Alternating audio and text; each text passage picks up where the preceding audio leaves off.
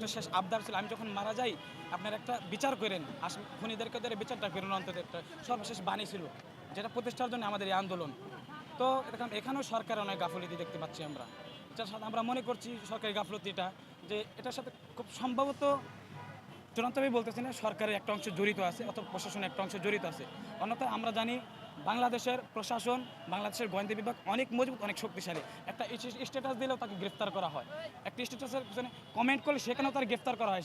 আর সেইখানে আমাদের বিপ্লবী শরীফ ওসমান হাদী ভাইকে দিনের বেলায় প্রকাশ্যে যখন গুলি করা হয়, শুট করা হয়, তখন যেই শুটটা ভিডিও পাওয়া যাচ্ছে, সমস্ত ডকুমেন্ট আছে, এরপরও সরকার ধরতে ব্যর্থ হচ্ছে, তখন তো আমরা এটা স্বাভাবিকভাবে নিতেই পারি যে এই হত্যাকাণ্ডের সাথে সরকারের বড় একটা অংশ জড়িত আছে আমরা বলে আমি ধারণা করছি।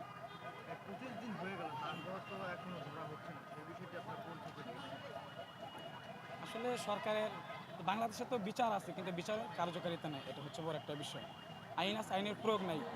যে আইন বিভাগের যে মানে ব্যারিস্টার আছে, মানে বিচারপতি, সবার বিচারের মানে বিচার কার্যের জন্য টাকা আছে, বেতন আছে, সব আছে, কিন্তু আমাদের বাংলাদেশে ইনসাফের বিচারটা আমরা পাই না। আমার মনে হয় না সরকার ইনসাফের বিচার করতে পারবে। তবে আমরা বলতে পারি এতটুকু যে প্রয়োজন আমরা জীবন দেওয়া হলে আমরা বিচারটা আদায় করার জন্য সর্বোচ্চ ভারতে চেষ্টা কি করি। ধর্মদ্রোহী তাসলিমা নাসরিন এবং দেশদ্রোহী যারা সন্ত্রাসী যারা ভারতে গিয়ে আশ্রয় নিয়েছে, ভারতের ভূমিকাটা আসলে প্রতিবেশী রাষ্ট্র হিসেবে আসলে কেমন? আমরা তো স্লোগানের মাধ্যমে জানাইছি আপনাদেরকে যে সেফ হাউস অফ টেরোরিস্ট।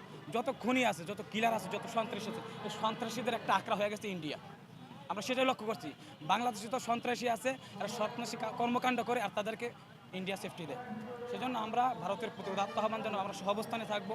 আমরা এক দেশ এক দেশের প্রতি সহমর্মিতা পোষণ করব, তবে আমরা গোলামিটা মেনে নিব না কখনোই। ভারতের ভূমিকাটা কি হওয়া উচিত? ভারতের যে দুই দেশের যে চুক্তিবদ্ধ থাকে, সেটার নীতি অনুযায়ী ভারত খুনিদেরকে, শেখ হাসিনা সহ যত খুনি আছে, যত কিলার আছে, যত আসামি আছে, সবাইকে বাংলাদেশে ফেরত দেওয়া যেত আমাদের কাম্য ছিল, এবং আইনেও এটাই ছিল যে তাদেরকে বাংলাদেশে ফেরত দেওয়া হোক। কিন্তু